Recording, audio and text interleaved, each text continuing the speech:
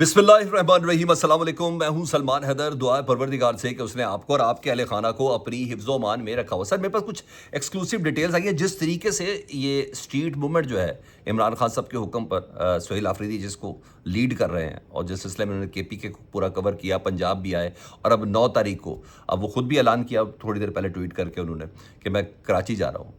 अगर उस एग्जीक्यूशन को उसी तरीके से वो कर पाए जो चीज़ें मेरे पास आई है तो डेफिनेटली बहुत बड़ी स्मार्ट मूव होगी और जिसको पीक पे लेके जाना है 8 फरवरी को। अब देखना ही है कि वो 8 फरवरी को जिस तरीके से जो चीज़ें हैं क्या पूरा पाकिस्तान उस तरीके से बंद होगा इस स्ट्रीट मोबिलिटी के थ्रू, क्योंकि जो तैयारियां हैं उससे कम से कम ये अंदाज़ा हो रहा है। तो वो जो कैलकुलेशन है सुहेल आफरीदी से मुतल्लिक जो कहा जा रहा है कि अभी तक सिर्फ मिस कैलकुलेट ही कर पाए, क्या वो चीज़ें हैं, ये एक अहम तरीन सवाल है। दीगर कुछ और ख़बरें भी हैं। सैफुल्लाह अब्दू साहब ने आज बैरिस्टर अली ज़फ़र साहब को रख दिया कि जनाब वो भी पार्टी के राज आगे जाके पहुंचाते थे, क्योंकि आज सैफुल्लाह अब्दू साहब भी थोड़े ज़ख्मी हैं, उनकी भी कुछ डिटेल्स बतानी है। सबसे पहले जी सुहेल आफरीदी साहब से आगाज़ कर, उन्होंने आज खुद ट्वीट करके बताया जो मैंने कल रात को आपको खबर दे दी थी कि 9 जनवरी है और 9 जनवरी बरोज़ जुम्मा वो कहते हैं तैयार हो जाए जी सिंध वाले, कराची वाले, मैं उधर आ रहा हूँ। इंशाल्लाह इमरान खान साहब का पैगाम लेकर हमारे और तमाम पार्टी के दोस्तों से जुम्मे के दिन मुलाकात होगी। तो सुहेल आफरीदी जहाँ ये बात कर रहे हैं ना, उधर कुछ हल्के दीगर खबरें भी शेयर कर रहे हैं।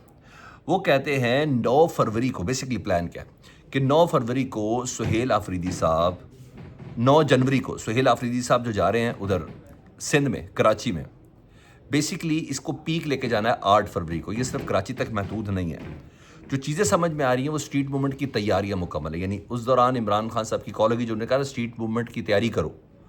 अब उस तैयारी के बाद का मरहला क्या है, वो है 8 फरवरी, क्योंकि उसके बाद तो फिर रमज़ान आ जाना है और रमज़ान अगर आ गया तो फिर तो बात कोई रह नहीं जाएगी। तो फिर एक और वो जो मायूसी वाला मामला ना वो दोबारा से शुरू हो जाएगा। तो 8 फरवरी तक डू और डाई वाली पोजीशन है।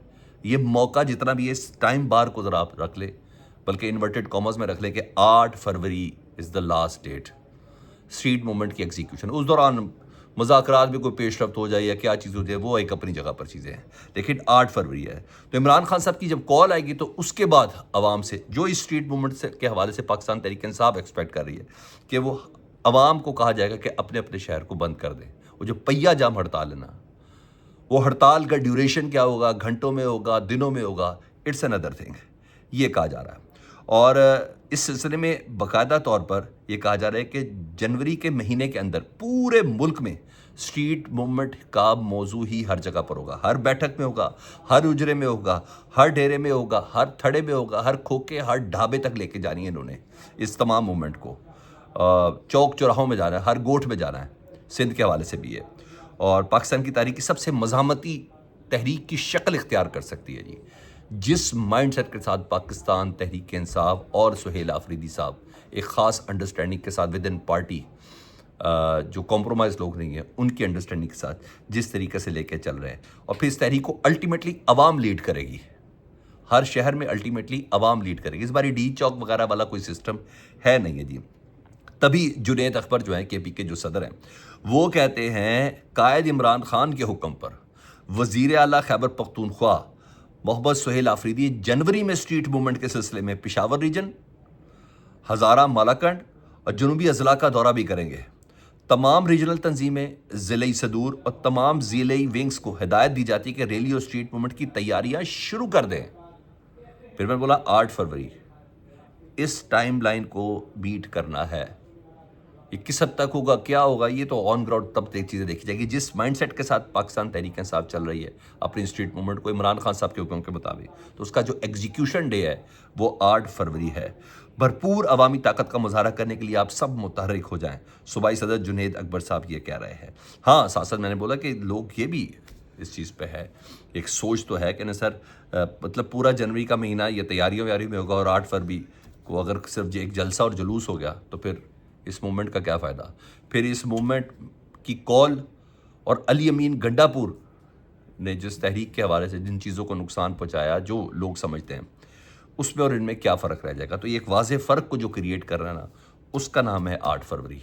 अब देखते हैं कि सुहेल आफरीदी साहब उस तरीके से चलते हैं या नहीं चलते, लेकिन फिर ये है, नहीं तो फिर वही है, रमज़ान आ जाएगा और रमज़ान में फिर इमरान खान साहब और जेल, ये दोनों साथ साथ हो गए। तो बहरहाल तारिक मतीन साहब कहते हैं कि सुहेल आफरीदी ने 9 जनवरी को कराची आने का ऐलान किया और मुमकिना तौर पर کراچی میں لاہور سے بھی زیادہ شاندار مناظر ہو گئے کراچی میں، کیونکہ کراچی میں پہلے ہی مومنٹم بننا شروع ہو چکا ہے، کیونکہ پچھلے جمعے سے ہی کراچی مومنٹم بن گیا نا، کراچی، حیدرآباد، سکھر وغیرہ میں نا وہاں ریلیاں نکلنا شروع ہو گئی ہیں۔ تو لاہور میں تو سہیل آفریدی کے آنے کے بعد بنا اسٹریٹ موومنٹ کا، کراچی اور سندھ میں پہلے سے بن گیا، تو انہوں نے کہا یہاں ڈیفرنٹ پوزیشن ہوگی۔ اب دیکھتے ہی ہیں کہ سندھ حکومت بھی پنجاب حکومت والی وہ روایات دہراتی ہے یا نہیں دہراتی، یہ ان کا ماننا ہے۔ بہرحال یا تو یہ چیز ہے جی۔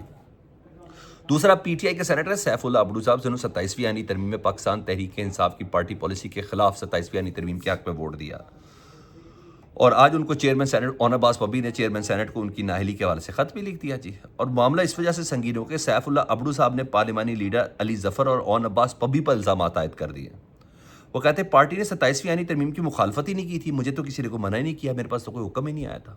یہ مختلف میڈیا کے نمائندوں سے بات کرتے وہ کہہ رہے ہیں۔ انہوں نے کہا کمیٹی چیئرمین شپ حکومت سے مل کر چھینی گئی، انہیں کسی شوکاز نوٹس یا خط سے آگاہ کیا ہی نہیں گیا، چاہے کچھ بھی ہو جائے۔ بلکہ سنگین الزامات میں وہ کہتے ہیں کوئی علی ظفر صاحب سے ہی پوچھے، اب سینیٹر علی ظفر صاحب کہتے ہیں اس سے پوچھے کہ وہ کہاں کہاں جا کر حاضری لگاتا ہے۔ علی ظفر پارٹی گروپ کے میسیجز آگے بھیجتا ہے، آگے سے مراد اسٹیبلشمنٹ ہوگی، آگے سے مراد وہ تمام طاقتور کوارٹرز ہو گئے جن سے متعلق وہ کہہ رہے ہیں جی، یعنی علی ظفر صاحب کو، بیرسٹر علی ظفر صاحب کو انہوں نے کہا کہ وہ جا کر حاضری دیتے ہیں جی۔ مزید کہا علی ظفر نہیں چاہتا کہ علامہ راجہ ناصر عباس اپوزیشن لیڈر بنے، کیونکہ سینٹ میں علامہ راجہ ناصر عباس صاحب کو عمران خان صاحب نے نامنیٹ کیا اپوزیشن لیڈر، اور قومی اسمبلی میں محمود خان اچکزئی صاحب کو کیا۔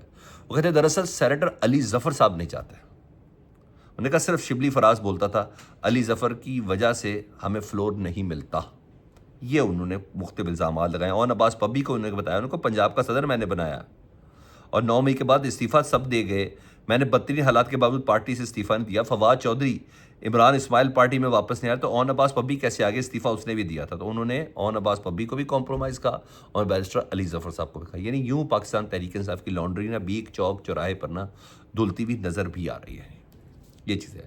باقی حکومتی دعوے ہر اپنی جگہ پر، تو سر دوسرا جو اہم ترین ادارہ ہے اس کے لیے آپ تیار ہو جائیں، کیونکہ اس کے لیے باقاعدہ طور پر جیسے زمین ہموار کرنے کی باتیں شروع ہو چکی ہے، وہ ہے پاکستان ریلوے۔ اس سلسلے میں آج دنیا نیوز نے یہ خبر دی تھی، اور میں اس کو دیکھ رہا تھا جنرلی، لیکن پتہ چل گیا کہ ہاں اب حنیف عباسی صاحب اس کے وزیر ہیں۔ پاکستان ریلوے ماری بحران کا شکار ہے، اثاثے تک ناکارہ ہو چکے ہیں، یہ کہنا ہے جی اخبار کی انویسٹیگیٹو رپورٹ ذیشان یوسفزئی صاحب نے بنائی ہے۔ انہوں نے کہا غیر متوازن اخراجات، پاکستان ریلوے مالی بحران کا شکار ہے، اثاثے تک ناکارہ ہو چکے ہیں۔ 11,881 کلومیٹر ٹریک میں صرف 7,791 کلومیٹر ٹریکس بحال ہیں، 4,090 پٹریاں ناقابل استعمال ہیں، 95% جو بجٹ ہے ریلوے کا وہ صرف تنخواہوں، پینشن، ایندھن اور یوٹیلیٹی اخراجات پر خرچ ہوتا ہے، بقیہ 5% بوسیدہ اثاثوں پر صرف ہونے لگے۔ پھر اس کی ایک پوری ڈیٹیل ہے، ایک پورا بریک ڈاؤن ہے، جس سے کم از کم مجھے اس بات کا اندازہ ہو گیا ہے کہ اب پی آئی اے کے بعد دوسرا وائٹ ایلیفینٹ جس کو ڈکلیئر کیا گیا ہے وہ ہے پاکستان ریلوے، جس کی پرائیویٹائزیشن کے لیے اب یہ زمین ہموار کرنا شروع کر دی ہے۔ کیونکہ دنیا نیوز کی خبر، میں ایسے نہیں کہی، دنیا نیوز جی ہاں میٹر کرتا ہے، تو خیر اس کا تو ہمیں اندازہ ہے، وہ جو نئی ترقیوں کی معراج پر پہنچائیں گے، ریلوے کو پرائیویٹائز کریں گے، فریٹ ٹرینز کو نیا چلائیں گے، چائنا سے باتیں ہوگی ہیں، وہ اپنی جگہ۔ حقیقت یہ ہے کہ یہ مکمل طور پر سیٹ اپ پرائیویٹائز ہونے جا رہا ہے۔ اللہ کرے کوئی ایسا ادارہ اس کو لے لے جو آلریڈی اپنے اداروں کو بہترین طریقے سے چلا رہا ہے، تو شاید ریلوے بھی چل جائے۔ لیکن بہرحال میں نے آپ کو بتا دیا کہ تھوڑا حیران نہیں، کوئی اسٹانشنگ فیکٹر آپ کے اندر نہ ہے۔ پی آئی اے کے بعد دوسرا ادارہ یہ ہے جی۔ دوسرا ایک اور خبر ہے جی ڈان کی جی، ٹیکسوں کی بھرمار کے باوجود ایف بی آر ٹیکس اکٹھا کرنے کا ہدف حاصل کرنے میں ناکام ہے۔ پہلے 6 ماہ میں ٹیکس کے عدد میں 331 ارب روپے کی کمی ہوئی ہے۔ سو گیٹ ریڈی سر، ایک عدد منی بجٹ ایکسپیکٹ کریں آپ پاکستانی، کیونکہ جس ٹیکس کا ہدف ہی کرنے میں 331 ارب روپے کی کمی ہوئی ہو، تو آپ سر ہدف میں 331 ارب ہے اور 135 ارب میں ہم نے پی آئی اے بھیج دیا، تو آپ اندازہ لگا لیں کہ ہم اس ہدف کو جاری پاتے، وہ جتنا بھی ٹیکس اور بجٹ والا سارا معاملہ ہے وہ آئی ایم ایف لے کے چلتا ہے۔